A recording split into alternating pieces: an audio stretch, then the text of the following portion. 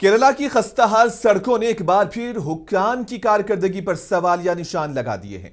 एक कीमती कार गहरे गड्ढों में फंस गई है, जिसके बाद शहरियों ने सड़कों की अबतर हालत और भारी रोड टैक्स के बावजूद नाकिस इंफ्रास्ट्रक्चर पर सख्त बरहमी का इजहार किया। यह वाकया उस वक्त पेश आया जब पोर्शे एक मरकजी शाहराह से गुजर रही थी कि अचानक गड्ढों में धंस गई।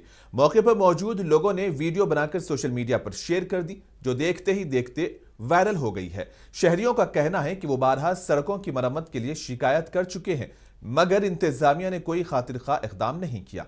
उधर शहरी हुकाम का कहना है कि सड़कों की मरम्मत का काम जारी है, ताहम वसाइल और मौसम की दुश्वारियों के बाइस ताखीर हो रही है।